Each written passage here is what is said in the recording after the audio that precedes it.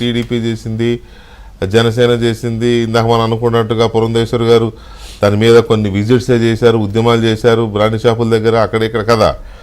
KGH హాస్పిటల్కి వెళ్ళి liquor తాగి రోగాల పాలైన వాళ్ళని పరామర్శించారు. ఆ డేటా అంతా కూడా తీసుకెళ్ళి ఇచ్చారు. అప్పుడు ఆరోపణలు చేశారు.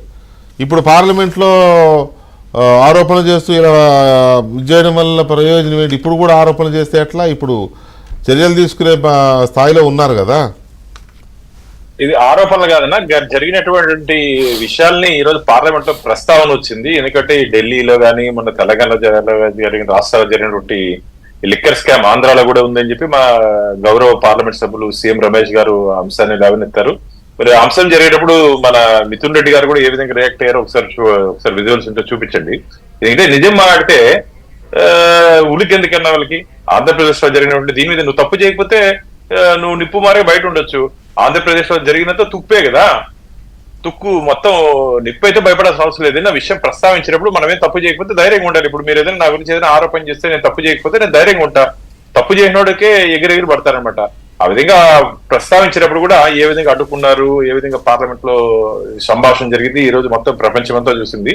కాబట్టి దీని ఆలస్యం ఏం లేదు వెంకటకృష్ణ. ఖచ్చితంగా ఈ మనం అనుకున్నట్టు డేటెడ్ 23 కాబట్టి ఎన్నికల ముందు అది కరెక్ట్ గా 10th month లో ఈ అంశాన్ని డేట్ కూడా ఉంది. దీని మీద ఈ అంశాన్ని పురంధేశ్వర్ గారు తీసుకెళ్లారు. ఇమీడియట్ గా ఎలక్షన్స్ ఇవన్నీ వచ్చాయి కాబట్టి దీని మీద ఖచ్చితంగా ఎంక్వైరీ జరుగుతుంది. అందుకని చెప్తున్నాను, ఎవరిని స్పేర్ చేయాల్సిన అవసరం, ప్రొటెక్ట్ చేయాల్సిన అవసరం లేదు. ఖచ్చితంగా ఎంక్వైరీ స్పేర్ చేయాల్సిన అవసరం, ప్రొటెక్ట్ చేయాల్సిన అవసరం లేదు. ఖచ్చితంగా ఎంక్వైరీ జరుగుతుంది అనేది ఓకే, జరగదని నేను అనడంలా. కాకపోతే ఆవిడ 23 అక్టోబర్లో కదా కంప్లైంట్ చేశారు. 10th అక్టోబర్లో కంప్లైంట్ చేశారు. 24 మేలో ఎలక్షన్స్ అయినాయి, ఇది అయిపోయింది. ఇప్పుడు జనవరి, ఓకే. సో ఫిబ్రవరిలో ఉన్నాం. జనవరి అయిపోయి ఫిబ్రవరి దీంట్లో ఉన్నాం మనం. అంటే దాదాపుగా 9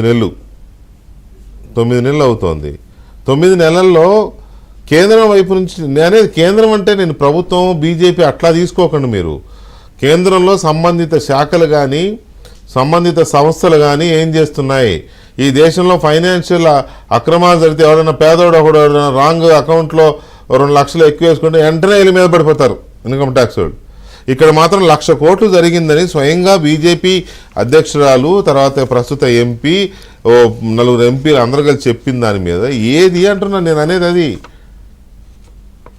లేక కొందరిలో పూర్తి అదే కదా చెప్తున్నా. అక్కడ ఒకరిద్దరు అరెస్ట్ అయ్యారు, ఆంధ్రలో డజన్ల మంది అరెస్ట్ అవుతారు. అంత కాన్ఫిడెంట్ గా చెప్తున్నామంటే విచారణ జరుగుతుందని మాకు కూడా ఇన్ఫర్మేషన్ ఉంటుంది కదా. ఖచ్చితంగా అందుకని ఒకరిద్దరు కాదు, డజన్ల మంది అరెస్ట్ అయ్యే అవకాశం ఉంది. ఇక్కడ అవకాశం కాదు, జరుగుతుంది.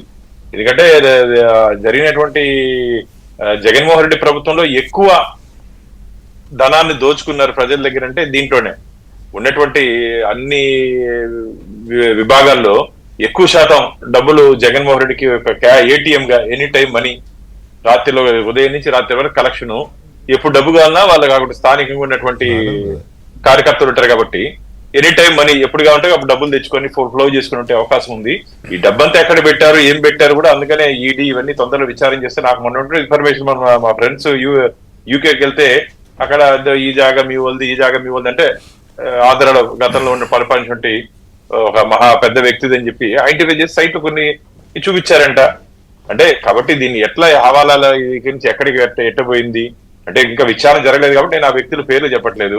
ఎక్కడెక్కడి నుంచి పోయింది, ఎక్కడెక్కడ విదేశాల్లో ఇన్వెస్ట్మెంట్ చేశారు, అన్ని వివరాలు బయట వస్తాయన్నా. ఎందుకంటే అంత డబ్బుని కొన్ని లక్షల కోట్ల రూపాయలని తీసుకొని ఇంట్లో పెట్టుకోలేవు. అదేదో ఒక సినిమాలో చూశాను, సీఎం ఒక అపార్ట్మెంట్ తీసుకుపోతే అన్ని రూములు తలుపులు తీస్తే అంతా నోటు కట్లు ఉంటుంది లీడర్ అట్లా. మహేష్ బాబు గారి సినిమా, మహేష్ బాబు లీడర్ రానా గారిది. ఆ సినిమాలో అట్లా తీసుకుపోయి డబ్బులు దాచిపెట్టుకునే అవకాశం లేదు. కాబట్టి దీన్ని ఎక్కడో ఒకసారి ఇన్వెస్ట్ చేయాలా. కాబట్టి ఆ ఇన్వెస్ట్మెంట్స్ ఎక్కడ చేశారు, ఎట్లా పోయింది, హవాలాలు ఎట్లా పోయింది, ఎక్కడ ఇన్వెస్ట్ చేశారు పూర్తిగా ఎన్ఫోర్స్మెంట్ డైరెక్టరేట్ కానీ మీరు చెప్పినట్టు ఎంక్వైరీ మొదలు పెడితే మొత్తం కూసాలు కదిలిపోతాయి. తాడేపల్లి ప్యాలెస్ షేక్ అయిపోతుంది అంటున్నా.